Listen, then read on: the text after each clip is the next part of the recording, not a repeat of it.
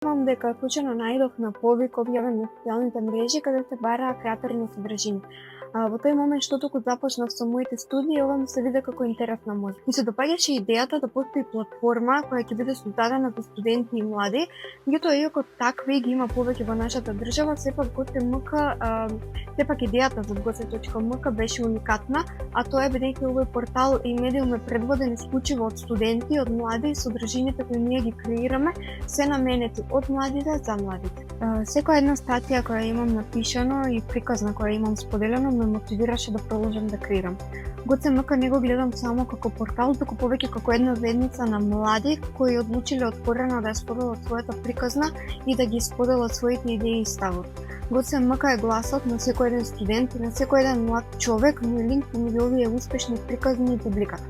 Секако не можам да го изоставам и самиот тим кој стои зад goce.mk. Неизмерно благодарна сум што во изминатите 5 години имав можност да бидам дел од еден толку инспиративен тим со особено исполнителни и позитивни луѓе кои постојано ми беа поттик и поддршка на секој чекор. Самата таа мотивирачка средина ми беше двигател да останам и да продолжам и да го дадам најдоброто од себе. Можеби како најдрага ќе избавам мојата прва објавена статија, тоа беше интервју со Снежи Велков, каде разговаравме за веганството и општо за начинот на животот. Би сакала и секоја од приказните да биде позитивна, иако повеќето од нив не се, меѓутоа сега би сакала да ги истакнам приказните кои иако ги пишував пред неколку години, се сеќавам кога ги пишував вчера. Првата е сведоштво на хип позитивна личност. Самата лична приказна која произлезе од целата статија студира со дискриминацијата, осудувањето и неправдите со кои се соочуваат овие пациенти покрај модерната терапија, покрај пристапот до сите информации и новини и напредокот на медицината. Сепак ни намалената можност за пренос, сепак дискриминацијата и стереотипите одат до таа мера да на некои наврати им биде забранет на овие лица и влез во маркет, па дури и обичен преглед кај матичен доктор. И сето тоа беше навистина тажно сведоштво и нешто што не врати назад многу години. Втората приказна е серијалот кој имав можност да го направам со неколку новинарки од регионот по повод 8 март од 2023 година. Нешто чиј исход беше навистина демотивирачки и тажен. Соговорниците беа од Албанија, Босна и Херцеговина и Србија, новинарки. Меѓутоа, иако беа од различни држави на Балканот и на регионот, сепак изјавите беа исти. Искуствата се поврзуваа со родова дискриминација, сексуално, вербално вознемирување и секако таа нарушена слобода на говор и нападите во коментари, во пораки на социјалните мрежи со кои секојдневно се соочувале овие жени новинарки. И уште една статија која се поврзува со ова ја направив пред некоја година, минатата година всушност ја направив, за дискриминацијата и предизвиците со кои се соочуваат жените во науката.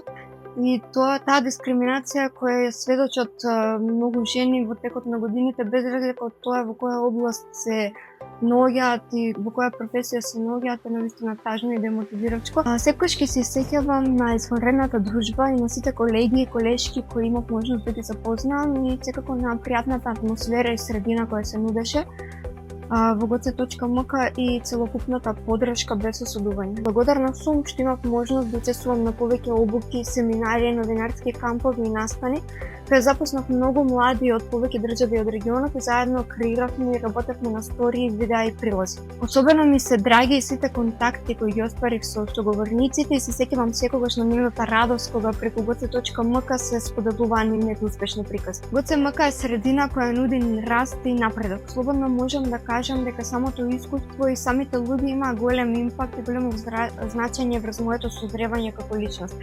Сите вештини со кои се стекнав ми помогнаа во напредување на личен, меѓутоа и на професионален план. Нешто лично кое може да го издвојам е самодовербата која ја стекнав, слободата да го искажам моето мислење, но и вештините за комуникација, креативно пишување и јавно говорење. goce.mk имаше голем удел во напуштањето на мојата комфорт зона и ми помогна во градењето на мојата личност.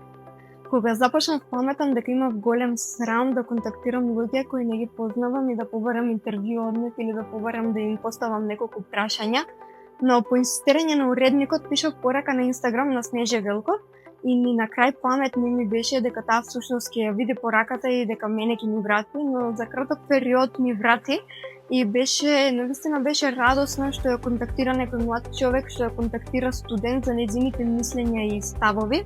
И така ја напишав мојата прва објавена статија.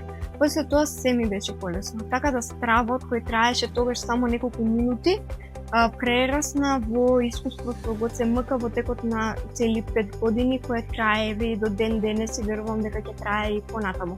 Пораката до младите е што побрзо да го пребродат стравот и да бидат решителни и истрајни во она што го сакаат, а се понатаму ќе биде се полесно и полесно. Ги мотивирам сите млади, сите оние кои имаат идеи, сите оние кои имаат своји ставови или па познаваат некого за кој сакаат тој да биде препознаен, за кого сакаат да споделат неговата приказна, па дури да споделат лична приказна, да не стравуваат и да започнат да пишуваат. Та мислам дека ГЦМК е токму место за тоа, бидејќи средина каде што нема осудување, каде работиме млади луѓе, работиме студенти без ниту еден ден искуство во новинарскиот сектор и се снаоѓаме многу добро и самите стори и статии кои ги споделуваме се читани и препознаени од многу луѓе, од самата студентска заедница и од младите луѓе, а тоа е нашиот таргет, да бидат препознаени токму од нив, така да ги мотивирам сите да пристапат и да ме контактираат и да започнат да ги пишуваат нивните приказни.